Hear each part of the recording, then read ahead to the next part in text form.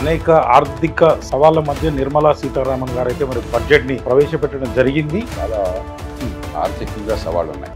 Zero poverty, 100% quality good school education, access to high quality, affordable and comprehensive health care, 100% skilled labor with meaningful employment, 70% women in economic activities, and farmers making our country the food basket of the world. 51%. ఇది అర్థం చేసుకోకుండా ఢిల్లీ నుంచి డబ్బులు వచ్చేస్తే మేము చేస్తాం, అయినా చేయం, తినేస్తాం. ఈ రాష్ట్రాల నుంచి జిల్లాలకి నగరాలకి అదే రీతిలో పంపించాలి. చైనా లాగా చేయండి, చైనా ఆదర్శం కదా ఆర్థిక ప్రగతి. ఢిల్లీ లాగా చేయండి, ఢిల్లీ ఎలాగైతే రాష్ట్రాలకు ఇస్తుంది, గ్రామాలకు పంపించండి, అక్కడ సదుపాయానికి ఏర్పాటు చేయండి. అవేం చేయకుండా మా ఇంటికి వస్తే మాకేం తెస్తావు, మీ ఇంటికి వస్తే మాకేం ఇస్తావు. జాతీయ స్థాయి నుంచి ఆయుష్మాన్ భారత్ పేరుతో మన ఆరోగ్యశ్రీ లాంటివి పెడితే మేము తీసుకోమని చెప్పాను. ఎవరున్నాడు దీన్ని తప్పదు. గతంలో చెప్పారు రెండు ఒకటే. ఇప్పుడు ఏపీ తెలంగాణ రెండు చేసుకున్నారు, కొన్ని రాష్ట్రాలు తీసుకోవచ్చు. రాజకీయంగా మాకు సీట్ కావాలి, మీకు రాకూడదు, అది మీ పిచ్చది.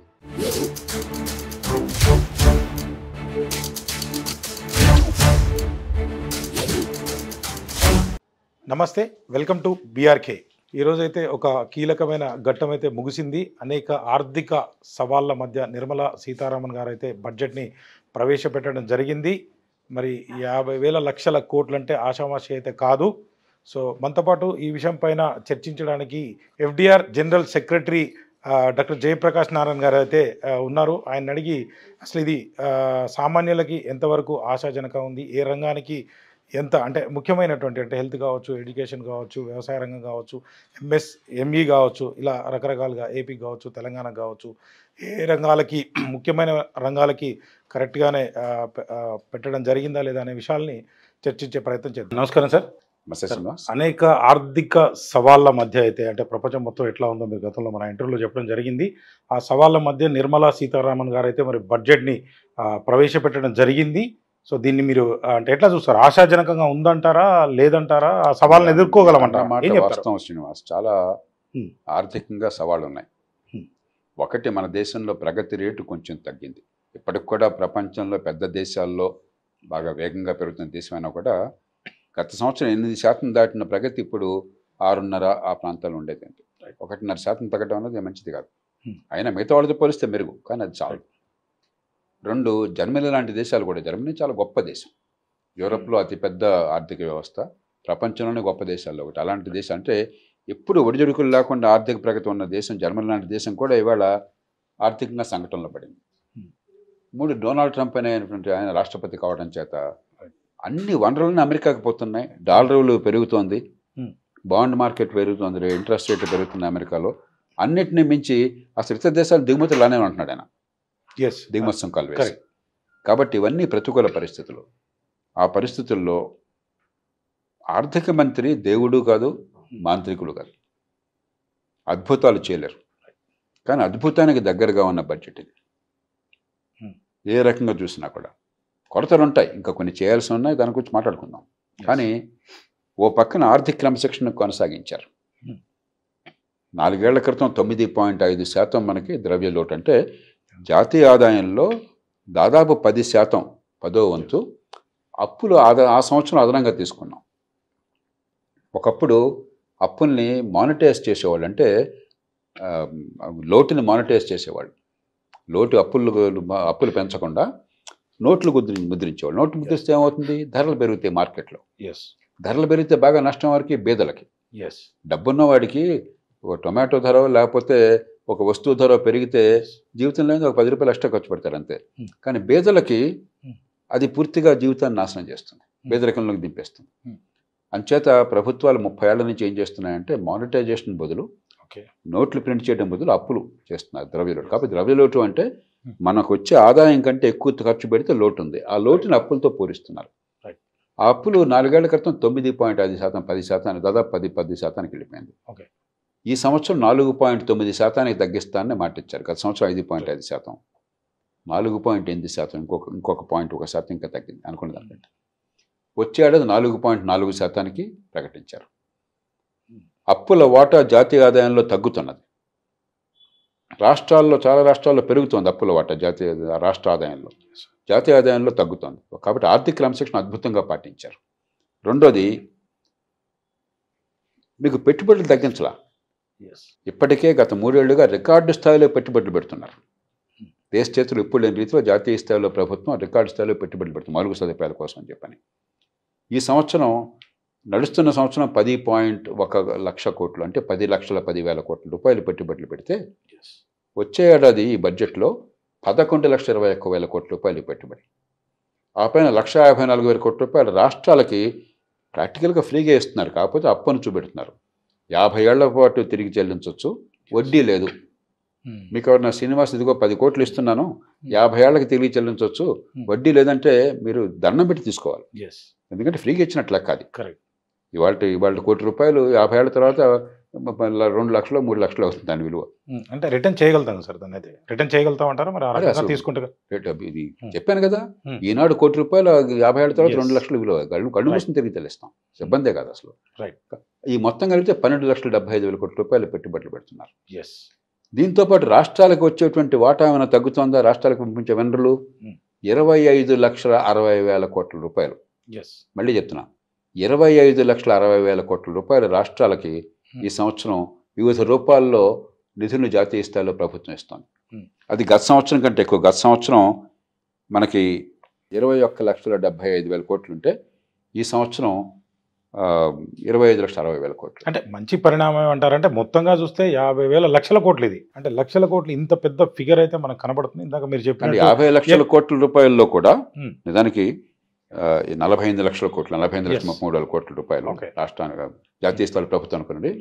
ఆ డబ్బులో 53% రాష్ట్రాలు పెడుతుంది. పన్నుల రూపమే కాదు, ఇతరత్ర వచ్చే ఆదాయాలు మొత్తం కలిపితే కూడా ఆ మొత్తం డబ్బులో 53% రాష్ట్రాలు పెడుతుంది.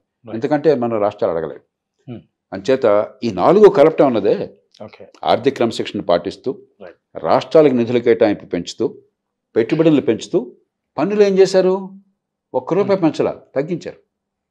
12 లక్షల రూపాయల ఆదాయం అంటే 1,00,000 రూపాయల లోపల జీతం వచ్చే ఎవరికైనా సరే ఆదాయ పన్ను లేదు. అంటే అది మంచి పరిణామం అంటారు. కానీ అది మళ్ళీ కింద చూస్తే స్లాబ్స్ అయితే ఉన్నాయి సార్, మళ్ళీ 4-5 స్లాబ్స్ లాగా దాన్ని వివరించడం. పై ఆదాయం మీకు 30 లక్షల ఆదాయం ఉందనుకోండి, మీకు ఆ స్లాబులు వర్తిస్తాయి. కరెక్ట్. మీకు 12 లక్షల ఆదాయం ఉంటే స్లాబులు వర్తించవు, మీకు ఫ్రీ. దీనికి దీనికి చాలా మంది అమెరికాతో పోలుస్తారు, ఇంకో దేశంతో పోలుస్తారు. అమెరికా ఉదాహరణ ఇస్తాను మీకు. మన అమెరికన్ డాలర్కి మారకం విలువ మంది 86 రూపాయల పైన ఉంది ఇవాళ. ఎగ్జాక్ట్లీ. కానీ కొనుగోలు రీత్యా అమెరికన్ డాలర్కి ఎంత కొంటారో అంత 20 రూపాయలతో మనం కొనుక్కోవచ్చు అక్కడ. కొనుగోలు శక్తి వేరు, డాలర్కి మారకం విలువ వేరు. కాబట్టి డాలర్ విలువ మన చేతుల్లో, అంటే ఒక వస్తువుని మనం కొనుక్కున్నప్పుడు 20 రూపాయలకు ఒక డాలర్కి వచ్చే వస్తువులు 20 రూపాయలకు వస్తున్నాయి. కాబట్టి మనం చూడాల్సింది అమెరికాలో వాళ్ళకి ఆదాయం ఎంత అన్నప్పుడు 4వ వంతు చూడాలి. అమెరికాలో $11,600 దాకా సంవత్సర ఆదాయం ఉంటే, అంటే మనకి కొనుగోలు శక్తి రీత్యా నెలకి 20,000 రూపాయలు జీతం అనుకోండి ఉంటే, వాళ్ళ పన్ను ఎంత తెలుసు? ఆదాయ పన్ను మనకి 0, వాళ్ళకంత తెలుసా? 10%. 11,600 దగ్గర నుంచి $45,000 దాకా, అంటే మనకి 9,9,5 లక్షలు, నెలకు 80,000 జీతం వేసుకోండి, అంటే 10 లక్షలు వేసుకోండి టోకెన్. 10 లక్షల రూపాయలు లోపల ఉంటే 12%. ఆ పైన 22%, మనకి 12 లక్షల రూపాయల దాకా. అంటే దాదాపుగా వాళ్ళకి $60,000 ఆదాయము కొనుగోలు శక్తి రీత్యా, 0 ఆదాయ పన్ను. ప్రపంచంలో ఏ పెద్ద దేశంలోనూ అంటే అసలు కట్టేదే ఉన్న ఖనిజాల మీద ఆధారపడి ముడి చమురు మరొకటి తీసి దాన్ని నమ్ముకునే దేశాలు సౌదీ అరేబియా లాంటి దేశాలు వదిలేసేయండి. అది మినహాయిస్తే ప్రపంచంలో ఏ పెద్ద దేశంలో కూడా ఎంత ఆదాయానికి పన్ను లేకుండా లేదు. అంటే మీరు చెప్పినట్టు సౌదీలో కూడా ఈ మధ్య ట్యాక్స్ మొదలు పెట్టారు వాళ్ళు. కానీ అనుకునేది అంటే ఒక సాఫ్ట్వేర్ ఉద్యోగి ఏం చెప్తున్నారంటే ఈ మధ్య 30 లక్షలు 40 లక్షల జీతం ఉన్నదానికి మేము 30% స్లాబ్ అసలు ఎందుకు కట్టాలి? గతంలో సుబ్రహ్మణ్యం గారు చెప్పినట్టు అసలు ఇన్కమ్ ట్యాక్స్ లేకుండా వివిధ రూపాల్లో జీఎస్టీ రూపంలో ఈ రకంగా ఆ రకంగా రిజిస్ట్రేషన్ రకరకాల పన్నులు మనం కడుతున్నాం కదా అనేది ఒక వాదన. పన్ను కట్టేవాడికి ఎప్పుడైనా కూడా బాధ ఉంటుంది. నేను కూడా పన్ను కట్టేప్పుడు 8 లక్షలు కట్టాలనిపిస్తుంది నాకు. కానీ ఈ 2 విషయాలు చూడండి మీరు. మొట్టమొదటిది, ఇప్పటికి కూడా ఈ దేశంలో పన్నుల భారం మొత్తం జాతీయ ఆదాయంలో పన్నుల వాటా ఎంత అని చూస్తే 18.5%. జాతీయ స్థాయి కానీ రాష్ట్రాలు కానీ అన్ని కలిపి, అన్ని రకాల పన్నులు కలిపితే 18.5%. ఓన్లీ ఇన్కమ్ ట్యాక్స్ కాకుండా ఇన్కమ్ ట్యాక్స్, జిఎస్టీ, అన్ని కలిపి కస్టమ్స్ డ్యూటీ, తర్వాత రాష్ట్రాల్లో అదనంగా వచ్చే ఆదాయ పన్నులు, లిక్కర్ మీద ఎక్సైజు, ఇంకా రకరకాల అన్ని పన్నులు కలిపితే మనకి ఈ దేశంలో 18.5%. ఆ రకంగా చూస్తే దేశం మొత్తం కట్టేది 2-3% జనాభానే ఉన్నారు కదా సార్. ట్యాక్స్లు ఖచ్చితంగా కాదు, పరోక్ష పన్నులు అందరూ కడుతున్నారు. మీరు చెప్పేది ఆదాయ పన్ను కొద్దిగా కడతారు, అది ఇంకా తగ్గిపోయింది. ఆదాయ పన్ను కట్టేవాళ్ళు ఇంకా తగ్గిపోయారు. ఇప్పుడు మీరు చెప్పినట్టు ఇంకా తగ్గిపోయారు. అది కాకుండా పరోక్ష పన్నులు నిరుపేదలు కడుతున్నారు, వాళ్ళు కొనే ప్రస్తుత వస్తువు కడుతున్నారు. కాబట్టి పన్నులు మనమే కడుతున్నాం అని చెప్పి డబ్బు ఉన్న వాళ్ళు అనుకుంటే చాలా పొరపాటు. వాళ్ళ జీవితంలో వాళ్ళు పెట్టే ఖర్చులో కనుక వాటాగా చూస్తే మనకంటే వాళ్ళు ఎక్కువ కడుతున్నారు. డబ్బున్న వాళ్ళు ఎక్కువ కట్టినట్టు కనిపించవచ్చు, కానీ వాళ్ళకి వచ్చే ఆదాయంలో వాటాగా మీరు ఏది కొన్నా కూడా మార్కెట్లో వాళ్ళకి వచ్చే ఆదాయం అంతా కూడా వాళ్ళ కనీస జీవిత అవసరాలు సరిపోతుంది. ప్రతి జీవిత అవసరం మీద మీరు పన్ను కట్టాల్సి వస్తుంది. కానీ మొత్తం మీద 18.5% మాత్రమే. కాబట్టి పన్నులు ఎక్కువ ఉన్నాయి, మేము ఎందుకు పన్నులు కట్టాలని చెప్పన్నది అది సబబైన వాదన కాదు. మన ప్రశ్న ఏం వేయాలంటే మా పన్నుల డబ్బుకి ఫలితాలు వస్తున్నా లేదా? ఎగ్జాక్ట్లీ, గతంలో చాలా సార్లు చెప్పారు ఆ ఫలితాలు రావట్లేదు. జాతీయ స్థాయిలో జాతీయ స్థాయిలో ప్రయత్నం జరుగుతుంది కాబట్టి ఆర్థిక ప్రగతి వస్తుంది, పెట్టుబడులు పెరుగుతున్నాయి. రాష్ట్రాల్లో ఏమవుతుంది? ఈ పన్నుల డబ్బంతా అయితే కంకెరం చేస్తున్నారు, లంచాలు మిగుతున్నారు, లేకపోతే వేధిస్తున్నారు, సేవలు అందట్లా. విద్య ఆరోగ్యం నాశనం అవడానికి కారణం ఎవరో రాష్ట్రాలు. ఇవన్నీ రాష్ట్రాల సబ్జెక్టులు. భూమి రికార్డులు కావచ్చు, పోలీస్ స్టేషన్లు కావచ్చు, మరొకటి కావచ్చు, ఇవన్నీ కూడా రాష్ట్రాల అంశాలు. మనం రోడ్లు కావచ్చు, మౌలిక సదుపాయాలు లేకపోవడం కావచ్చు, లేకపోతే తాయిలాలకు ఖర్చు పెడుతున్నారు తాత్కాలిక ఓట్ల కోసం అని చెప్పని. కాబట్టి పన్నులు కట్టడం కాదు సమస్య, పన్నులు తగ్గించడం వాటి పరిస్థితుల్లో చాలా గొప్ప విషయం అది. కానీ ఈ పన్ను డబ్బు సద్వినియోగం కావాలని పోరాడాలి, పన్నులు కట్టకూడదు, పన్నులు వేయకూడదు అని చెప్పన్నది అది సబబైనటువంటి వాదన కాదు. రైట్. అంటే మీరు ఎప్పుడు చెప్తూనే ఉంటారు, అంటే హెల్త్ కావచ్చు, ఎడ్యుకేషన్ కావచ్చు, వ్యవసాయ రంగం కావచ్చు, అంటే లాస్ట్ కంటే ఆశాజనకంగా ఉందంటారా ఇప్పుడు, అంటే లేదంటారా? అంటే చూస్తే అయితే ఫిగర్ చూస్తే అయితే మంచిగానే ఉందనిపిస్తుంది. అంటే 3-4 ఏళ్ల పరిస్థితి ఒకసారి చూడండి. భారతదేశ చరిత్రలో వ్యవసాయం ఏనాడు 2-3% కంటే ఎక్కువ పెరగల. ప్రగతి రేటు, గ్రోత్ రేట్ అంటాం. గత 3-4 ఏళ్లుగా 5% పెరుగుతుంది ప్రతి సంవత్సరం. కాబట్టి proof of the pudding is in the eating. ఫలితాలు వాస్తవంలో కనిపిస్తున్నాయి, కాగితాల్లో అంకెల్లో కాదు. రెండోది, ఈవేళ ఇచ్చినటువంటి ప్రయత్నం, గట్టి ప్రయత్నం, సంఘటిత రంగం ద్వారా లోన్లు 70% పెరిగినాయి అంటున్నారు. అది వాస్తవం అయితే, వాస్తవం అనుకుంటున్నాను నేను, అబద్ధాలు చెప్పాలనుకుంటున్నాను నేను. జాతీయ స్థాయిలో అబద్ధాలు అట్టాలి, ఎందుకంటే బడ్జెట్లో సాధారణ ఏ అంకెలు చెప్పారు ఆ అంకెలు ఖరారు అవుతున్నాయి.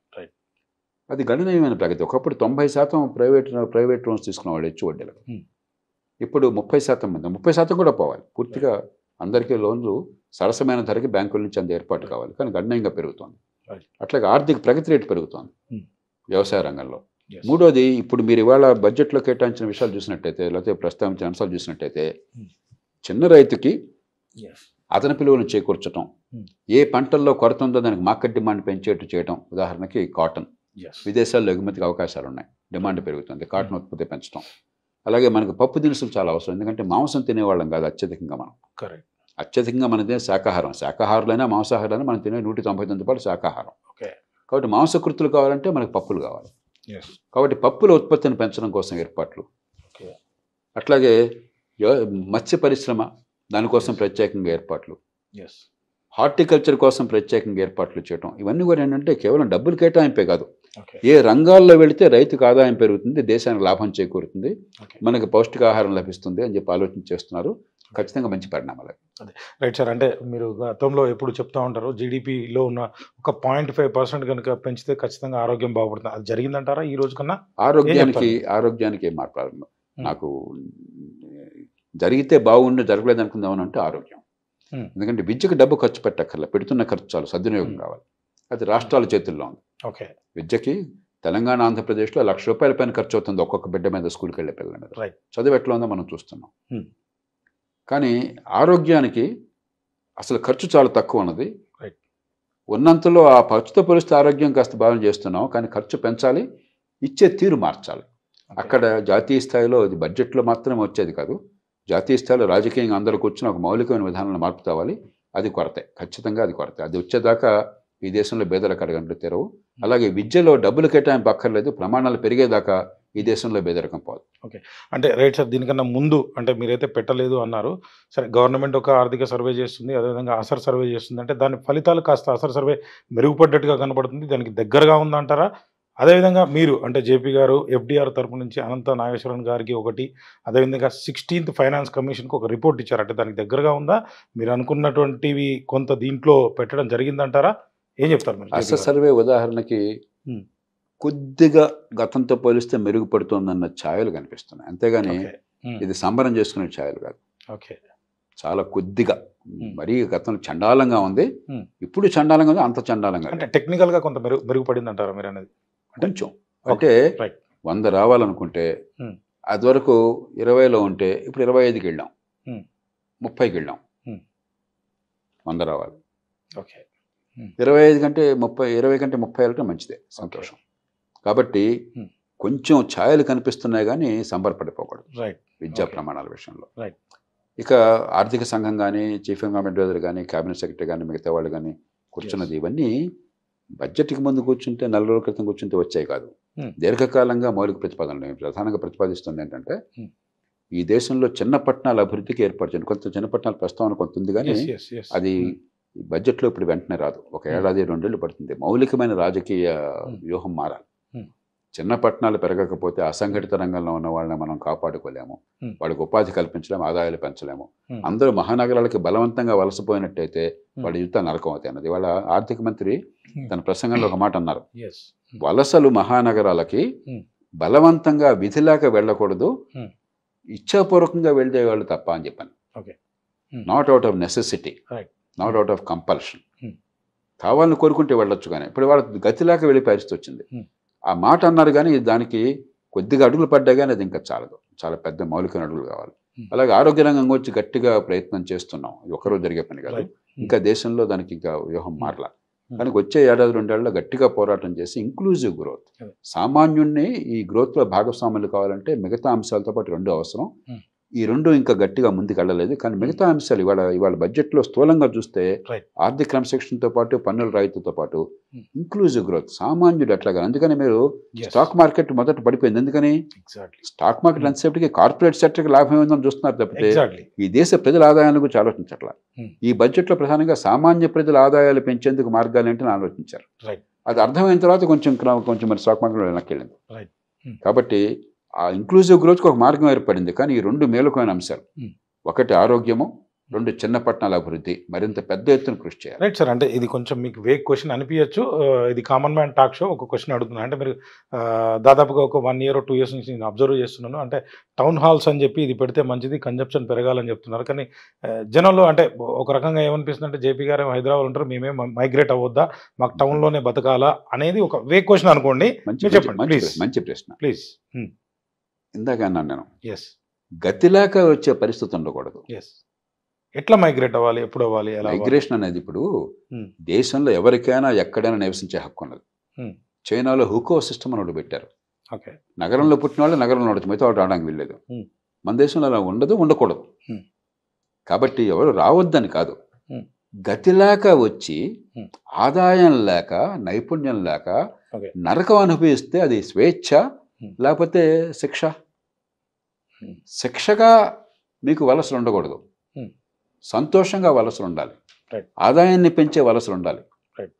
అది తక్కువ ఆదాయం ఉన్నప్పుడు, తక్కువ నైపుణ్యం ఉన్నప్పుడు, తక్కువ సంపాదించే శక్తి ఉన్నప్పుడు అదే డబ్బు ఒక చిన్న పట్టణంలో కనుక వస్తే మనకి బతుకు హాయిగా ఉంటుంది.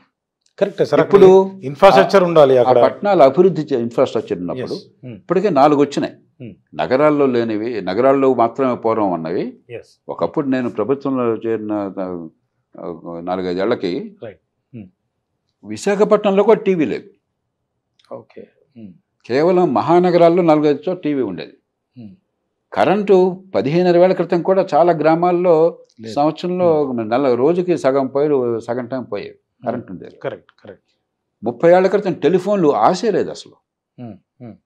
డిజిటల్ టెక్నాలజీ గురించి అసలు తెలియని కూడా తెలియదు. ఇవాళ 4 అందరికి అందుబాటులోకి వచ్చినాయి. విద్యుత్తు దాదాపు అన్ని చోట్ల, మరీ మారుమూల గ్రామాల్లో మినహాయిస్తే దాదాపు రోజంతా ఉంటుంది. టెలిఫోన్ లేని వాళ్ళు లేరు ఇవాళ. స్మార్ట్ ఫోన్లే అందరికి టౌన్స్ అంటే శాటిలైట్ సిటీ డెవలప్ చేయమంటారా? అంటే ఏం చెప్తున్నారు? కాదు, శాటిలైట్ సిటీ అంటే ఇప్పుడు హైదరాబాద్లో ఓఆర్ఆర్కి రీజనల్ రింగ్ రోడ్కి మధ్య వస్తే అది మాత్రం అంటే మిగతా తెలంగాణ అంతా జనం అంతా ఇక్కడికి వచ్చేయాలా? అది ఎడారి అయిపోతుందా? కాదు, ఇక్కడికి వచ్చే వాళ్ళు వస్తారు. ఇక్కడ బాగా నైపుణ్యం ఉండి ఎక్కువ ఆదాయం వచ్చి ఇక్కడ రావాలని ఇచ్చాపూర్వకంగా వస్తే వాళ్ళు రానివ్వండి. రైట్. కానీ గతిలేక హుస్నాబాద్ నుంచి హైదరాబాద్ రావాల్సిన అవసరం ఉండకూడదు. ఓకే. గతిలేక ఇచ్చాపూర్ నుంచి హైదరాబాద్ వచ్చే అవసరం ఉండకూడదు. ఇదే జీవితం, ఎంతకంటే అందమైన జీవితం, ఇంతకంటే ఎక్కువ ఆదాయం అక్కడ వచ్చి ఏర్పాటు ఉందనుకోండి. అంటే ఎట్లా ఇండస్ట్రీస్ పెట్టమంటారా, ఏం చెప్తారు? ఇప్పుడు ఇవాళ ఏమవుతుంది మీకు, ఎక్కడో మారుమూల నుంచి వస్తారు, ఇక్కడ జీతం 10-12 వేల రూపాయలు. భార్యాభర్త కూడా కలిసి ఉండలేరు. పిల్లలతో మీ పని మనుషులు ఉన్నారు, వాళ్ళు ఎంతమంది భార్యాభర్తలు కలిసి ఉండగలుగుతున్నారు? ఇక్కడ ఎక్కడో ఊళ్ళో ఉంటే పిల్లలు అక్కడ మరో చోట ఉంటే వీళ్ళు ఇక్కడ ఉంటున్నారు. లేకపోతే మీ వాచ్మెన్ ఉన్నారు, లేకపోతే ఇక్కడ ఏదో ఇంకా చిన్న ఉద్యోగాలు చేసేవాళ్ళు, చిన్న వృత్తులు చేసేవాళ్ళు ఉన్నారు. వాళ్ళు 20 ఏళ్ళు 25 ఏళ్ల పాటు కుటుంబం ఇక్కడ ఉండదు, ఉండే శక్తి లేదు. ఇల్లు అనకూడదు దాన్ని, ఎక్కడో కొంప, ఎక్కడో ఉండడానికి రాత్రి పడుకోవడానికి జాగా అంతే. మనకు మరీ చలి ఎక్కువ ఉండదు కాబట్టి ఏదో బతికేస్తున్నాం అంతే. ప్రయాణం చేయాలంటే వాడు ఉన్న చోటుకి పనిచేసే చోటుకి 10-15 కిలోమీటర్లు రాను ప్రయాణం. ఒక్కరోజు కనుక పని లేకపోతే ఆ రోజు పస్తుండాల్సిందే. ఒక్కరోజు జబ్బు చేస్తే అది పెద్ద నరకమే జీవితం, ఏం బతుకది. కాబట్టి బలవంతంగా గతిలాక పొట్ట చేత పట్టుకుని కన్నీళ్లు కారుస్తూ ఒంటరిగా బతికే బదులు అక్కడ అవకాశాలు కల్పించినట్టయితే ఎక్కడెక్కడ చిన్న పట్టణాల్లో 100 మంది అక్కడ ఇంతకంటే ఆదాయం వస్తుంది, ఇంతకంటే గౌరవప్రదమైన జీవితం కుటుంబంతో సహా. అంటే ఎవరు చేయాలి సార్ ఇది? ప్రభుత్వం చేయాల్సింది 2 పనులు. ఒకటి టౌన్ ప్లానింగ్, 2 కనీస మౌలిక సదుపాయాలు. దానిలో ముఖ్యంగా కావాల్సింది మీకు రవాణా సౌకర్యం కల్పించి గ్రామాల నుంచి కానీ పట్టణం లోపల కానీ టౌన్ ప్లానింగ్ సరిగ్గా చేసి మంచినీళ్ళు, మరుగునీటి పారుదల, వరద నీటి పారుదల ఇంతవరకు చేయించాలి. ఇంకేమొద్దు, మిగతా అంతా ప్రైవేట్ రంగం చూసుకుంటుంది. అంటే సంపద నాలాంటి కామన్ మ్యాన్ కూడా సార్, అసలు సంపద ఎవరు సృష్టిస్తారని ఒక డౌట్ కూడా ఉంది. అంటే లైక్ గవర్నమెంటే వచ్చి ఏదో పెట్టాలి, లేకపోతే ఎవరో పెడితే, అంటే సంపద అనేది ఎట్లా సృష్టిస్తుంది? డబ్బు అనేది గవర్నమెంట్ దగ్గర ఉంటేనే డబ్బు నుంచి వస్తుంది. సంపద మన మేధస్సు నుంచి, మన కష్టం నుంచి, మన నైపుణ్యం నుంచి వస్తుంది. ప్రభుత్వం చేయాల్సింది మన పన్నుల డబ్బుతో వాళ్ళు చేయాల్సిన పని వాళ్ళు చేయనండి సరిగ్గా. మౌలిక సదుపాయాలు, టౌన్ ప్లానింగ్, మంచి ప్రమాణాల విద్య, మంచి ఆరోగ్యము, చట్టబద్ధ పాలన, ఇది ప్రభుత్వం చేయమనండి. మిగతా అంతా మనం చేసుకుంటాం. మనం చేసుకోవడానికి అడ్డు తొలగించమనండి చాలు, ఇంకేం అక్కర్లేదు. ప్రభుత్వం తను చేయాల్సిన పని చేయట్లా. మంచి విద్య అందించట్లా, మనం ఇప్పుడే మాట్లాడుకున్నాం. మంచి ఆరోగ్యం అందట్లా, చండాలంగా ఉంది మనకి. చట్టబద్ధ పాలన లేదు, మౌలిక సదుపాయాలు లేకుండా అన్ని తాయిలకు పెడుతున్నాం, లేకపోతే డబ్బులు తినేస్తున్నాం, కైంకర్యం చేస్తున్నాం, కమిషన్లు మింగుతున్నాం, లేకపోతే లంచాలు మింగుతున్నాం. మనం జరుగుతుంది తెలుసుకో, మనకేం జరుగుతుందో. మరి బతుకు ఎలా బాగుపడుతుంది? ఇవన్నీ ఉంటే జనం చూసుకుంటారు వాళ్ళ బతుకుని. అప్పుడు ప్రైవేట్ పెట్టుబడులు వస్తాయి. అప్పుడు జనం కష్టంతో సంపాదన పెంచుతారు. మన కుటుంబాలు బాగుపడేది మన కష్టం వల్ల, మన నైపుణ్యం వల్ల తప్ప ప్రభుత్వం వల్ల, మంత్రుల వల్ల, అధికారుల వల్ల కాదు. ఏ కుటుంబం బాగుపడిందన్నా కూడా ఆ కుటుంబం పడే కష్టం వల్ల, ఆ కుటుంబానికి ఉన్న నైపుణ్యం వల్ల. ఆ నైపుణ్యం అందే అవకాశాలు, కష్టపడితే సంపాదన వచ్చే అవకాశాలు ప్రభుత్వం కల్పించాలి. అవకాశాలు కల్పించడం ప్రభుత్వం బాధ్యత, అంతేగాని సంపద పెంచడం ప్రజల బాధ్యత. Right sir. అంటే ఇప్పుడు ఇంకో క్వశ్చన్ ఇందాక మర్చిపోయాను సార్. ఇది 16th ఫైనాన్స్ కమిషన్కి మీరు ఇచ్చిన రిపోర్ట్కి దగ్గరగా ఇది ఉందంటారా? అంటే ఏం చెప్తారు జేపీ గారు? అంటే దాంట్లో ఏముంది? నివేదిక ఇస్తే ఒక రిపోర్ట్ ఇచ్చారు మీరు. మనం వారికి కొన్ని సూచనలు చేసాం. వాళ్ళతో గంట సేపు కూర్చున్నారు, 2 గంటలు కూర్చున్నాం వారితో. అంటే అనంత నాగేశ్వరన్ గారితో కూడా మీరు చర్చలు జరిపినట్టుగా ఉంది. అంటే దగ్గరగా ఉందంటారు, ఎందుకంటే ఆర్థిక సర్వే దీర్ఘకాలికంగా ప్రభుత్వ వ్యూహాలు, ప్రభుత్వ విధానాల్లో మార్పు ఏది అవసరమో, ఎందుకు అవసరం అని చెప్పన్నది ఇప్పుడు మన విధాన నిర్ణేతలు ఆలోచించే వాళ్ళు వాళ్ళ దృష్టిలో తీసుకొచ్చినట్టయితే, అది కనుక వాస్తవాలకు దగ్గరగా ఉందని వారికి అనిపించినట్టయితే, తర్కబద్ధంగా ఉందనిపించినట్టయితే, అప్పుడు పాలసీ ఫ్రేమ్వర్క్లో భాగం అవుతుంది, విధానాల నిర్ణయానికి అవకాశం వస్తుంది. అంతేగాని మీకు నాకు ఎంపీలు లేరు, ప్రజలు మన ఎన్నుకోలేదు కాబట్టి నిర్ణయాలు చేసే అధికారం మనకు లేదు. మనం ఏం చేయగలం? పౌరులుగా మనకున్నటువంటి చొరవని, మనకున్న నైపుణ్యాన్ని, మనకున్న విశ్వసనీయతను, క్రెడిబిలిటీని ఉపయోగించి, మేధస్సును ఉపయోగించి ఏ మార్పులు ఎందుకు చేయాలో వారికి సూచించి వారిని కనుక అర్థమయ్యేట్టు చేసినట్టయితే మార్పులు వచ్చే అవకాశం ఉంటుంది. లోక్సత్తా ఎప్పుడు చేసినా ఆ పనే చేస్తుంది. ఎన్నేళ్లుగా 4 రాజ్యాంగ సవరణలు తీసుకొచ్చింది లోక్సత్తా. ఒక్క ఎంపీ లేరు నాకు. కనీసం 8-9 పెద్ద చట్టాలు జాతీయ స్థాయిలో తీసుకొచ్చాం, 5-6 పెద్ద విధానాల మార్పులు తెచ్చాం. ఏ ఒక్క ఎంపీ లేదు, అధికారం లేదు. మనకు కనుక సంకల్పం సరైనదైతే, సామర్థ్యం ఉంటే, నైపుణ్యం ఉంటే, దేశం పట్ల స్పష్టమైన అవగాహన ఉంటే, ఇతరుల్ని ఒప్పించే నేర్పరితనం ఉన్నట్టయితే, రాజకీయంగా సంకుచితత్వం, పక్షపాతం లేకుండా ఉంటే ఖచ్చితంగా కొన్ని విషయాలను ఒప్పించవచ్చు. ఆ ఒప్పించే ప్రయత్నం ఇదంతా. అంటే ఈ ప్రభుత్వ ఆర్థిక సర్వే అయితే అంతర్జాతీయంగా మొత్తం అనిశ్చితి అయితే ఉంది అన్నందుకు మీరు ఇందాక చెప్పినట్టు ట్రంప్ నేను ఏది కూడా ఇంపోర్ట్ చేసుకోను అంటున్నారు. సరే మనం ఎక్స్పోర్ట్ చేయడం కష్టమవుతుంది కాబట్టి అంటే మన దేశంలోనే ప్రైవేట్ రంగము ప్రభుత్వ రంగము కలిసి పనిచేయాలి అంటే అది అర్థం కాలేదు సార్. దాన్ని ఎట్లా చూడాలి? ఆర్థిక సర్వేలో అది ఇచ్చారు. కోట్లు పూర్తిగా ఆగిపోవు. మనం ట్రంప్ గారితో కూడా మనం ఉడుపుగా వ్యవహరించాలి. Trump transactional man. Okay, is a business man. ఆయన ఇబ్బందులకు బిజినెస్ మ్యాన్. ప్రభుత్వంలో కూడా బిజినెస్ దృక్పథం తీసుకొస్తాడు ఆయన. రైట్. రెండోది కొంచెం వ్యక్తిగతంగా అహంకారి ఆయనకి. కాబట్టి మనం జాగ్రత్తగా చాలా ఒడుపుగా లౌక్యంగా మన ప్రయోజనాలు నెరవేర్చుకోవాలి. కాబట్టి ట్రంప్ వచ్చిన మాత్రం చేత నష్టపోకలేదు, కానీ రాబోయేటువంటి ఇబ్బందులు పసిగట్టాలి. ఇక రెండోది ఇందాక అనుకున్నట్టుగా ప్రభుత్వం పని ప్రభుత్వం సమర్థంగా చేయాలి. జాతీయ స్థాయిలో ఖచ్చితంగా సంకల్పం కనిపిస్తుంది, ఈ బడ్జెట్లో ఆ మార్గం కనిపిస్తుంది. కానీ దేశ ఆర్థిక ప్రగతి కేవలం జాతీయ స్థాయిలో లేదు. పరిపాలన ప్రజల జీవితాన్ని స్పృశించేది రాష్ట్రాల్లో. మన జీవితంలో కావాల్సిన ఏ అంశం చూసినా కూడా రాష్ట్రాల్లో ఉంది. రాష్ట్రాలన్నీ కూడా రాజకీయాల కారణంగానో పక్షపాతాల కారణంగానో ఎన్నికల్లో ఖర్చు పెట్టామని చెప్పనో లంచాలు మింగేయాలని చెప్పనో అధికారం కోసం చెప్పిన అన్ని తాయిలాలే ప్రకటించడం, ఇలాంటి పిచ్చి పనులు చేస్తుంటే మరి ఎలాంటి బడ్జెట్నో ఉపయోగం లేదు. కాబట్టి ఎలాంటి వాతావరణాన్ని జాతీయ స్థాయిలో బడ్జెట్లు ఇటీవల కాలంలో తీసుకొస్తున్నాయో దాన్ని రాష్ట్రాల్లో కూడా తీసుకురావాలి. తీసుకొచ్చి కాస్త పరిపాలన బాగు చేయాలి. ఒక్కరోజు అంత అద్భుతాలు చేయలేకపోయినా కూడా ఎంతసేపటికి దుబారా ఖర్చులు, లంచం వచ్చేటువంటి పథకాలు, తాత్కాలికమైనటువంటి సంక్షేమాలు అంటే రాష్ట్రాల్లో కూడా తీసుకురావాలి. అంటే ఇక్కడ కూడా 2 లక్షలు 3 లక్షల కోట్లు బడ్జెట్ అయితే ప్రతి ఇయర్ పెడుతూనే ఉన్నారు కదా సార్. అంటే నిజానికి ఇప్పుడు దేశంలో కావచ్చు రాష్ట్రంలో మంచి ప్రశ్న అడిగారు. మరి అక్కడ బడ్జెట్లో ఇంత కష్టాలు ఉన్నాయి, పెట్టుబడులు అంత పెడుతున్నారు, మూల పెట్టుబడులు.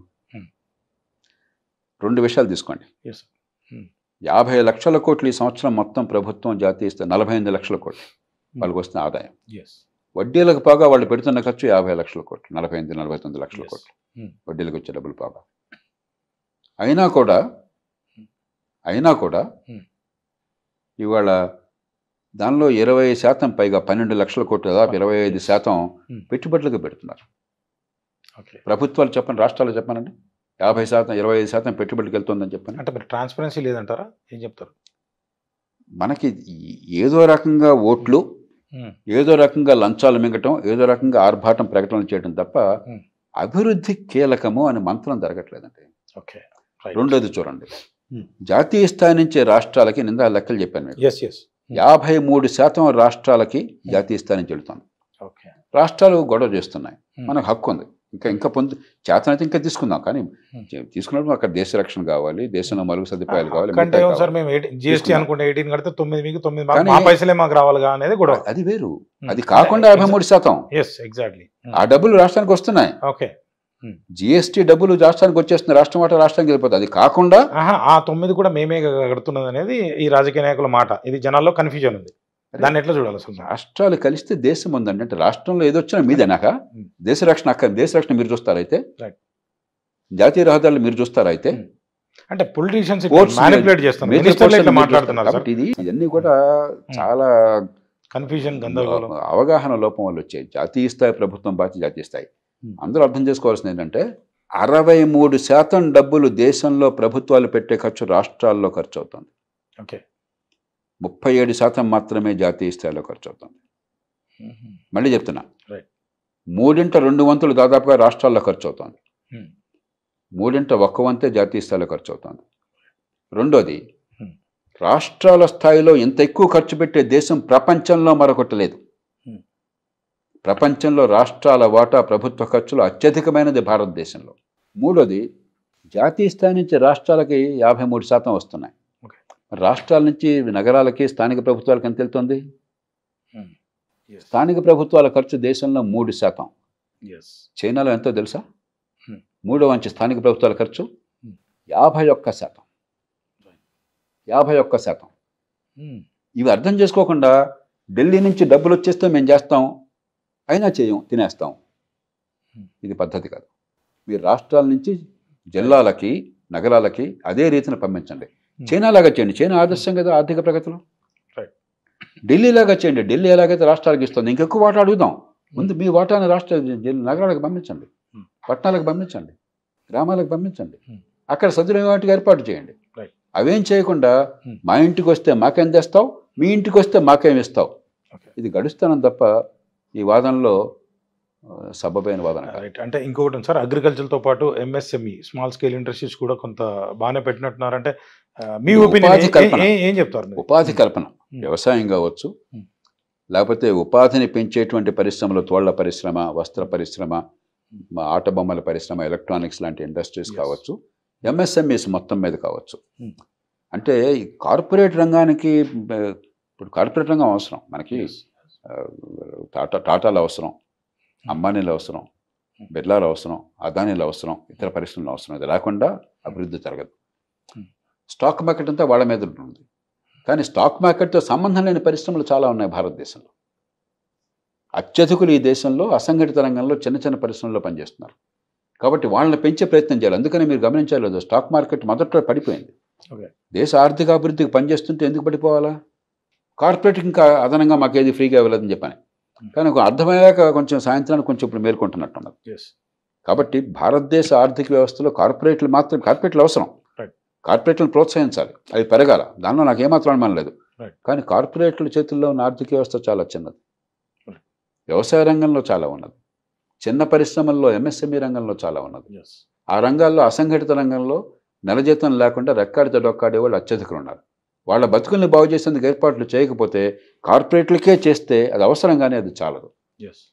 అది గుర్తించినటువంటి బడ్జెట్ ఇది. అందుకని కార్పొరేట్లకు ముందు ప్రతికూలంగా స్పందించారు. కానీ దేశంలో ప్రజలందరూ దివాలా చేసి మేము బాగుపడాలనుకుంటే దేశం బాగుపడుతుందా? సాధ్యం కాదు. అంచేత ఆ బ్యాలెన్స్ సమతూకం కావాలి. ఆ సమతూకాన్ని బడ్జెట్ చూపెట్టింది. Right sir. అంటే ఇది మిడిల్ క్లాస్కు సంబంధించినటువంటి ప్రశ్న సార్. ఇది అంటే మీరు ఇందాక చెప్పినట్టు 12 లక్షలు ప్లస్ ఇంకొక 75,000 కలిపితే 12-75 వరకు ట్యాక్స్ లేకుండా ఉంది. సో దీంతో మిడిల్ క్లాస్ వాళ్ళు ఖర్చుని ఎక్కువ ఎక్స్పెండిచర్ పెట్టుకుంటే అంటే ఇంకా గ్రోత్ ఉంటుందంటారా? ఏం చెప్తారు? ఖచ్చితంగా ఉండాలి కదా. అయితే పొదుపు చేయాలి, లేకపోతే విజ్ఞతతో ఖర్చు పెట్టాలి. గుడ్డిగా ఖర్చు పెట్టడం, దుబారా ఖర్చులు కాకుండా ఖర్చు పెడితే డిమాండ్ పెరుగుతుంది మార్కెట్లో. అంటే కన్జంప్షన్ పెరగాలని అంటున్నారు కదా, మీరు గతంలో చాలాసార్లు చెప్పారు. కన్జంప్షన్ పెరిగినప్పుడే అభివృద్ధి జరుగుతుంది. కన్జంప్షన్ పెరిగితే డిమాండ్ పెరుగుతుంది. అట్లాగే పొదుపు చేస్తే కూడా మనకి పెట్టుబడులు పెరుగుతాయి. మీ పొదుపు ఇంకోటి పెట్టుబడి కదా. కాబట్టి ఆ 2 రూపాయలకు వెళ్ళాలి కదా. కాకపోతే ఆ ఖర్చు పెట్టేది ఏంటంటే దుబారా ఖర్చులు, అనవసర ఖర్చులు కాకుండా, కొంతమంది కోపం వచ్చినా కూడా పెళ్ళిళ్ళ ఖర్చులు, బంగారం ఖర్చులు, ఆర్భాటం కోసం ఖర్చులు కాకుండా పనికొచ్చే ఖర్చు పెట్టుకోండి మీ కుటుంబాల కోసం. నేను అందరినీ ఎప్పుడు కోరేది అది. మన పెళ్ళిళ్ళకి అయ్యే ఖర్చు ప్రపంచంలో ఏ దేశంలో ఉండదు. అసలు మన పెళ్ళిళ్ళ ఖర్చు చూస్తే మన దేశం బేద దేశంలో అనుకోరు. ఎవరిదన్నట్టు ఆ డబ్బునే పనికొచ్చేదానికి మీ పిల్లల భవిష్యత్తు కోసం పెట్టుకోండి, పొదుపు చేసుకోండి, పెట్టుబడులకు పెట్టుకోండి. Right sir. అంటే ముఖ్యంగా ఈ ఫార్మా రంగం కావచ్చు, అంటే రియల్ రంగం కావచ్చు, ఈ రెండు కూడా చాలా ఇంపార్టెన్స్ ఉంది దేశంలో. ప్రస్తుతం అయితే రియల్ రంగం అంతా కూడా కొంత కుదేలాంటి కనబడుతుంది. ఇప్పుడు ఈ బడ్జెట్ ప్రకారం బాగుందంటారా, మెరుగుపడుతుందంటారా? ఏం చెప్తారు ఈ 2 రంగాలు? ఇప్పుడు ఫార్మా కానీ లేకపోతే సాఫ్ట్వేర్ కానీ, ఈ 2 కూడా మనకి ప్రపంచంలో ఎక్స్పోర్ట్ కాంపిటేటివ్ ఉన్న రంగాలు 2 మనకి. దీనిలో ప్రపంచంలో మనం విజేతం. ఉదాహరణకి ఫార్మా రంగంలో ప్రపంచంలో మందుల ఉత్పత్తి 20% మన దేశంలో జరుగుతుంది. సాఫ్ట్వేర్ రంగంలో మనకి ఇంపోర్ట్లు పోగా $200 బిలియన్ పైచీలకు మనకి మిగులు వస్తుంది. దాన్ని బట్టి మనం బతుకుతున్నాం. లేకపోతే విదేశీ వాణిజ్యంలో మన దేశం దిగలిపోయేది. ఈ 2 రంగాలని పెంచే ఏర్పాటు కావాలి. ఖచ్చితంగా దానికోసం ఇప్పటికే చాలా రాయితీలు వచ్చినాయి, అవి కొనసాగుతున్నాయి. ఆ 2లో మనకేం ఢోకా ఉండదు, నాకు అనుమానం లేదు. తెలుగు రాష్ట్రాలకు సంబంధించి అంటే కేంద్రం ప్రవేశపెట్టినటువంటి బడ్జెట్ అయితే ఆశాజనకంగా ఉందంటారా? జయరాం రమేష్ గారు అయితే ఇంతకుముందు ఒక ట్వీట్ అయితే చేశారు, బీహార్కే మొత్తం వరాలు ఇచ్చారు, ఏపీకి ఏమి ఇవ్వలేదు అనేదాన్ని మీరు ఎట్లా చూస్తారు? ఇప్పుడు అంటే ఒక పొలిటికల్ యాంగిల్లో కాకుండా ఇది జాతీయ స్థాయిలో ప్రభుత్వ బడ్జెట్. జాతీయ స్థాయి ప్రభుత్వానికి కొన్ని నిర్దిష్టమైన బాధ్యతలు ఉన్నాయి. అంతేగాని ప్రతి రాష్ట్రము, ప్రతి జిల్లాని ఏకరువు పెట్టి, లేకపోతే ప్రతి కులాన్ని ఏకరువు పెట్టి ఈ కులానికి ఎంత ఇచ్చామని చెప్పే బడ్జెట్ కాదు. అది బడ్జెట్ అవ్వదు. అప్పుడు బీహార్ ఎన్నికలకు పోతుంది కాబట్టి రాజకీయంగా వాళ్ళు వాడుకుంటారు. అది పక్కన పెట్టండి. దేశంలో అత్యంత పేద రాష్ట్రం బీహార్. అదే చిన్న రాష్ట్రం కాదు, చాలా పెద్ద రాష్ట్రం. యూపీ తర్వాత జనాభా రీత్యా అతిపెద్ద రాష్ట్రం. ఇప్పుడు మహారాష్ట్ర తర్వాత వచ్చింది, బీహార్ ముక్కలైంది కాబట్టి. దేశంలో మిగతా ప్రాంతాలు తలసరాదంత పరిస్థితి బీహార్లో 4వ వంతు. అత్యంత దుర్భరంగా ఉన్నది. కాబట్టి బీహార్ కానీ తూర్పు భారతం కానీ బాగుపడితే దేశానికి మేలు. అంటే బీహార్కి ఏమి ఇచ్చినా కూడా మనం సంతోషపడాలి. ఇప్పటిదాకా ఈ 70 ఏళ్ళు ఇవ్వలేదని చెప్పనే సిగ్గుపడాల్సిన విషయం. ఎన్నికలు ఉన్నాయి కాబట్టి సహజంగానే నీ గురించి ఎక్కువ మాట్లాడతారు. అంటే ఏపీకి తక్కువ ఇచ్చినట్టు కాదు. మనకు రావాల్సినవి మనకు వస్తున్నాయి, వస్తాయి. ఓకే. పోలవరం ఖచ్చితంగా వాళ్ళు చేసి తీరాలి, Hmm. మెహర్బానీ కాదు, అది చట్ట రూపంలో ఉన్నది. మౌలిక సదుపాయాలు, చాలా మౌలిక సదుపాయాలు ఏర్పాటు జరుగుతున్నాయి. అమరావతి నగరం, పరిశ్రమలకు ప్రోత్సాహం, పెట్రో కారిడార్ లాంటి ఏర్పాట్లు, వీటిలో ఎక్కడా లోపం లేదు. రాష్ట్రంలో ఒక సమర్థమైన దీర్ఘకాల వ్యూహం ఉన్న ప్రభుత్వం అన్నది, ఢిల్లీలో సంకల్పం ఉన్న ప్రగతికి అనుకూలమైన ప్రభుత్వం అన్నది, దాన్ని తగ్గట్టు రాజకీయంగా ఆలోచిస్తే, రాజకీయంగా ఆలోచించాల్సిన అవసరం లేదు. రాజకీయంగా ఆలోచించినా కూడా వడ్డించేవాడు మనవాడైనప్పుడు పెద్ద ఇబ్బంది కూడా ఉండదు. అంచేత ఏపీకి కానీ ఇతర రాష్ట్రాలకు కానీ ఏ రకమైన నష్టం లేదు. మీరు గమనిస్తే ఢిల్లీలో ఉన్న ప్రభుత్వానికి వ్యతిరేకంగా ఉన్న పార్టీలు ఉన్నా కూడా పెట్టుబడుల విషయంలో ఎక్కడ కూడా జాతీయ స్థాయిలో కాదంటలేదు. ఎందుకంటే ఆర్థిక ప్రగతి, మౌలిక పెట్టుబడులు అన్నది ఏదో వాళ్ళు ఖచ్చితంగా చేయాలని కోరిక ఉన్నది. అంచేత ఆంధ్రప్రదేశ్కి ఏ రకంగానూ తక్కువ జరగదు, మనం ఒడుపుగా అందిపుచ్చుకోవాలి. ఉదాహరణకి ఒక చిన్న ఉదాహరణ చెప్తాను. మన లోపం ఎంత ఉందో అన్ని రాష్ట్రాలు కూడా 57 కోట్ల మందికి ఈ దేశంలో 54 కోట్ల మందికి ఈ దేశంలో ముద్రా లోన్స్ అందినాయి. చిన్న చిన్న వ్యాపారులు, చిన్న పనులు చేసేవాళ్ళు 60-70 వేలు సగటున. దానిలో ఎన్ని మనకి తెలుగు రాష్ట్రాలకు వచ్చినాయి? ఎందుకు రాలేదు? ఎవరు తప్పది? దాదాపు 33 లక్షల కోట్ల రూపాయలు రుణాలు ఇచ్చారు వాటి. మనం ఎందుకు పుచ్చుకోవట్లేదు?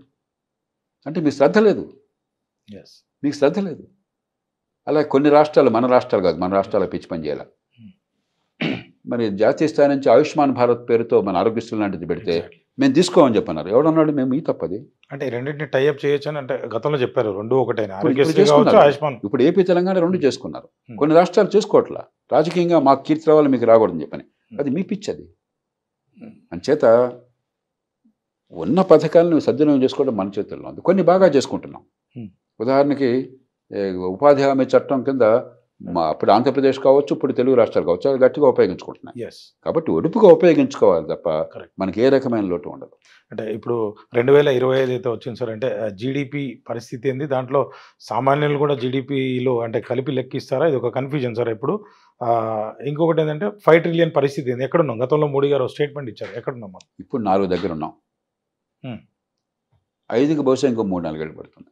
ఎందుకంటే ఏడాదికి 2025 కల్లా చేరుకుంటామని చెప్పి గతంలో స్టేట్మెంట్ ఉంది. ఇప్పుడు మూడో ఆర్థిక వ్యవస్థగా అంటున్నాం. మూడో ఆర్థిక వ్యవస్థగా 3 ఏళ్ళు అయిపోతుంది. ఓకే, 25 కన్నారు నాకు తెలియదు, కానీ 3-4 ఏళ్ళు అయిపోతుంది. అది పెద్ద ఇబ్బంది లేదు. జర్మనీ ఒక్కటే, ఇప్పుడు మనం జపాన్ని దాదాపు దాటినట్లెక్క. జర్మనీ ఒక్కటే మిగిలింది. జర్మనీ కూడా కొంచెం స్తబ్దంగా ఉన్నది. మనకు గ్రోత్ రేట్ కొంచెం తగ్గినా కూడా 6.5% మంచి గ్రోత్ రేటే. ఇంకొంచెం పెంచే ప్రయత్నం చేయాలి. ఖచ్చితంగా ఈ 2-3 ఏళ్ళలో జరుగుతాం. అంటే ఈ ఆర్థిక బడ్జెట్ నిజంగా సామాన్యులకి చాలా మందికి మీరు చెప్పిన ఫిగర్స్ కావచ్చు, జీడిపీలు కావచ్చు, లేకపోతే ఇంపోర్ట్స్ ఎక్స్పోర్ట్స్ ఇవన్నీ అర్థం కావు. మీరు చెప్పినట్టు టైం కూడా ఉండదు. సామాన్యులకి ఒరిగేది ఏంటి అంటే ఫైనల్గా జేపీ ఏం స్టేట్మెంట్ ఇస్తారు ఓవరాల్గా? 3 విషయాలు. మొట్టమొదటిది, ఏ ప్రభుత్వమైనా కూడా బడ్జెట్ రూపంలో మన బతుకుల్ని బాగు చేయడానికి, మనకు మంచి అవకాశం ఇవ్వడానికి కొన్ని ప్రయత్నాలు చేస్తుంది. కానీ అందుకునే బాధ్యత మనది. మంచి విద్య అందించే బాధ్యత ఎంత ప్రభుత్వానిదో, మంచి విద్య అందుకోవాలని తపన పడి ప్రయత్నం చేయడం మనది కూడా. విద్య అంటే నైపుణ్యం, పనికొచ్చే నైపుణ్యం. అట్లాగే మంచి ఆరోగ్యం అందించాలని ప్రభుత్వం ఎంత ప్రయత్నం చేయాలో, ఆరోగ్యానికి సంబంధించి వ్యక్తులుగా మనం చేయాల్సిన పనులు చేసే బాధ్యత మనది. అలాగే పెట్టుబడులు రావాలి, ఉపాధి కావాలని ప్రభుత్వం ఎంత ప్రయత్నం చేస్తుందో, ఆ ఉపాధి అందుకోవాలని చెప్పంటే, లేకపోతే మన సంపద పెంచుకోవాలంటే డబ్బుని జాగ్రత్తగా పొదుపుగా వాడుకుని సద్వినియోగం చేసి దుబారా పెట్టకుండా చేసే బాధ్యత కూడా మనది. కాబట్టి ప్రభుత్వం సంపదని పెంచలేదు. ప్రభుత్వం సంపద పెంపుని మనం చేయడానికి ఒక మార్గాన్ని చూపెట్టగలదు. వాళ్ళ పని వాళ్ళు సమర్థంగా చేయగలరు.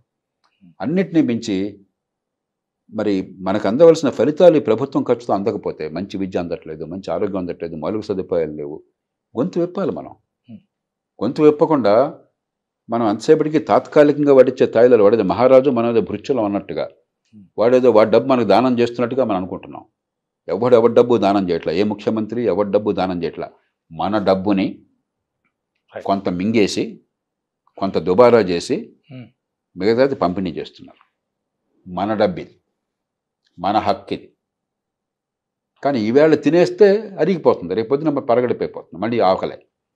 కాబట్టి ఆ ఖచ్చితంగా సంక్షేమాన్ని పొందే హక్కు మనకున్నది. కానీ మన పిల్లలు బాగుపడాలంటే రోజు ఉచితంగా ఇచ్చినా బాగుపడతారా? ఇది సరిపోతుందా?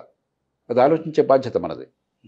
మన సంపాదన శక్తి పెరిగితే, నైపుణ్యం పెరిగితే, 4 రాళ్ళు మనం వెనకేసుకుంటే, పెట్టుబడి పెట్టుకుంటే, వాళ్ళ ఆస్తుల్ని పెంచితే అంత దుబారా చేయకుండా, వాళ్ళకి రేపు పొద్దున ఉపాధి వస్తుంది, ఆదాయం పెరుగుతుంది, పేదరికం నుంచి బయటపడతాం. అలా కాకుండా వాడు ఎన్నిసార్లు ఫ్రీగా మనకి ఏమి ఇచ్చినా కూడా ఆ పూట బాగుంటుంది, కానీ రేపటికి మళ్ళీ మర్చిపోతాం. కాబట్టి ఫ్రీగా ఇచ్చే వద్దనంటలా, మన డబ్బే, ఎవరి సొత్తు కాదు అది. ఏ ముఖ్యమంత్రి వాళ్ళ సొంత డబ్బు తాకట్టు పెట్టి ఇవ్వట్లా. మన డబ్బుని చాలామంది వాళ్ళు కైంకర్యం చేసుకుంటున్నారు, కానీ వాళ్ళ సొంత డబ్బు మనకేం ఇవ్వట్లా. అది తీసుకుందాం, కానీ అంతకంటే ముఖ్యం మన పిల్లల భవిష్యత్తు బాగుపడాలి. మన కుటుంబాలు ఏం చేస్తాయి? అప్పు చేసి పప్పు కూడా చేయవు. మన కుటుంబాలు పిల్లల కోసం దాచిపెడతారు. తల్లిదండ్రులు అవసరమైతే త్యాగాలు చేస్తారు, అవసరాలు చంపుకుంటారు, పిల్లల కోసం జాగ్రత్త ఖర్చు పెడతారు, పిల్లల భవిష్యత్తుని కాపాడుకుంటారు. మన ప్రభుత్వం ఏం చేస్తుంది? అప్పు చేసి మనల్ని ఏమార్చి వాడు అధికారంలో కూర్చుంటున్నాడు, మన బతుకులు నాశనం చేస్తున్నాడు. కాబట్టి అప్పులతో ఈ వేరంగం కాకుండా, అప్పులతో అప్పు చేసి పప్పు కూడా కాకుండా, మాకు మా పిల్లల భవిష్యత్తు బాగుండాలంటే మాకు ఆదాయం పెంచే శక్తి కావాలా, మౌలిక సదుపాయాలు కావాలా, మంచి రోడ్లు కావాలా, కరెంటు కావాలా, మంచినీళ్లు కావాలా, మురుగునీటి పారుదల కావాలా, వర్షం వస్తే వరదలు రాకూడదు, న్యాయం అందరికీ అందాలా, అన్నిటి నుంచి మా పిల్లలకి మంచి చదువు అందాలా, నిజమైన చదువు అందాలా, పరీక్షలు పాసే దొంగ చదువు కాదు, మంచి ఆరోగ్యం అందాలా. ఇది గట్టిగా జనం నుంచే గొంతు వినిపించాలి, ఆ ఒత్తిడి తీసుకురావాలి. Right sir. ఇంకొక ఇంటర్వ్యూలో మనం ఎఫ్డిఆర్ టౌన్ డెవలప్మెంట్ పాలసీ గురించి చర్చించేటువంటి ప్రయత్నం అయితే చేద్దాం. Thank you sir. నమస్కారం. నమస్తే.